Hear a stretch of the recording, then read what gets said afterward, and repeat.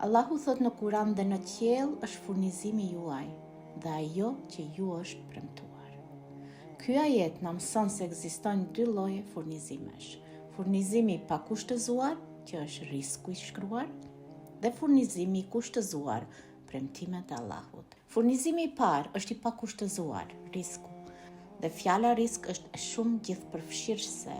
Ajo nuk kupton vetëm ushqimin, pasurinë, por gjithçka që të duhet, jo vetëm për të mbijetuar, por për të lullëzuar. Allahu thotë se është tash në qiejt e lartë, në botën e dekretit ynor, që quhet Lauh Mahfuz, e cili është libri i ruajtur në qiejt e lartë. Prandaj ti nuk ke pse të përpiqesh të kuptosh se si do ta marrësh atë, sepse ai furnizim është vetëm i shkruar dhe i ruajtur për ty.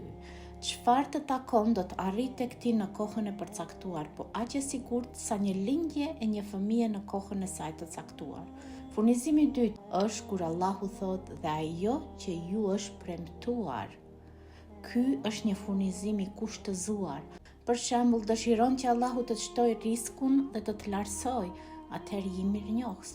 Ky është kushti. Dëshiron që Allahu të të përmend, atëherë përmend atë. Ky është kushti. Allahu thotë lutmuni mua dhe unë do t'ju përgjigjem. Ai thotë kurdo që më luteni, unë ju përgjigjem, sipas premtimit të tij. Pra kjo do të thotë që sa herë ti bën dua, çfarë do që ti e kërkon Allahut, përgjigja për atë dua tash është e kryer, është e sigurt. Ti do ta marrësh atë në kohën e duhur. Eselamu alejkum.